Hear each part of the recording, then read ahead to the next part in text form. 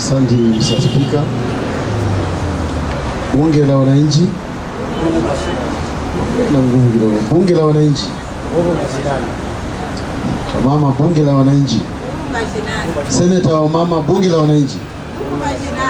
Asante. Mimi kwa majina naitwa Natembea. Pale Natembea.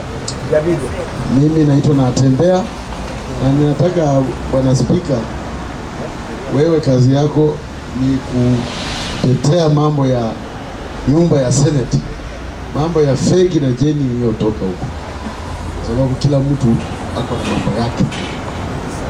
Mimi natoka Trans Nzoia County.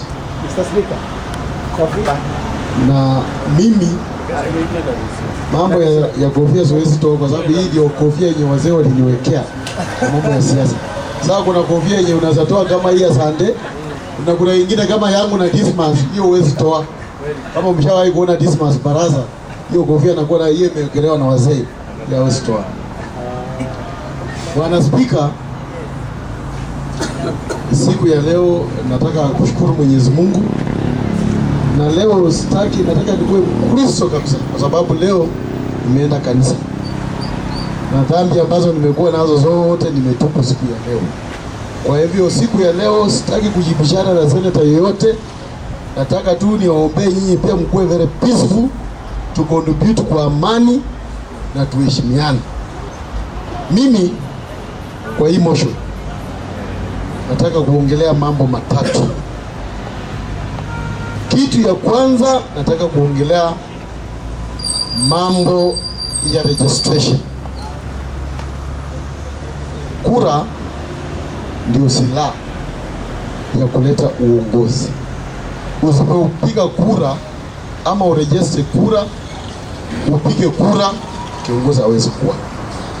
Kwa hivyo katika hii mjadala ya kura, mimi nataka niambie vijana, wa mama na wazee, kuna kitu ambayo iko in Kenyans, kwamba always kila mahali wakitoa program waseme 30 days kufanya registration, 30 days kuchukua kama ni ID, watu wako na tendency ya kuja last minute. Wakati utaona imebaki wiki moja, Bwana Speaker, ndio utaona Wakenya wana flock line, wanasema tunachelewa, tumefungiwa nje, na kawaida pia wanatafuta extension ya time. Kwa hiyo mimi natoa changamoto langu kama kiongozi, kama Senate ya bunge ya Westlands, vijana mko hapa, Senate wa mama mko hapa, wazee wako kama Smart wako hapa, nataka mpeleke mashinani information kwamba lazima watu wetu wa Chikakamue tukuwe na registration ya hali ya juu. Kitu Bwana Speaker ambaye inasumbua vijana wetu wengi, mimi siwezi ongelea, unajua katika siasa huwezi ongelea mambo ya pombe, kwa sababu kwa siasa ukiingia kwa mambo ya pombe, watu wa pombe zingine wanakuambia wewe sasa kura hakuna. Na sisi huwa tunachukulia hao wazee ndio wanatupatia pombe. Kitu ya kwanza, wapunguze gharama ya kipande. Mimi juzi Friday, Bwana Speaker, nimeenda katika ile inaitwa what do we call it? Hii wanachukulia vipande, what do we call it? Photo registration. Huduma Center. Na to be specific, nilienda Huduma Center ya GPO. Bwana Speaker, nilishangaa kuona tray 12. Tray inamaanisha ile tray inawekwa vipande, inawekwa na rubber band, inawekwa. Mimi nikaona 12 of them zimejaa na hakuna honors collection hapo. Sasa kama tunaongelea mambo ya registration na tray 12 ziko hapa zikipanda na zichukuliwa, sasa hata tukisema registration ikue faster, watu wakue wengi, watakuwaje? Na tayari hiyo tray 12 nikifanya rafu hesabu estimate, hiyo ni karibu vipande 10,000 hivi sikupa.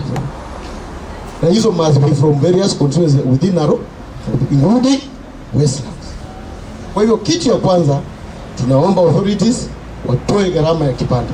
Sasa hii mtu anaenda kipande 1,000, kutoa wapi? Na hiyo juu waweze waweke free ipande zenye ziko zichukuliwe, zenye watu wamepoteza wareplacewe free, yenye wanachukua upya ikuwe free na ikuwe faster.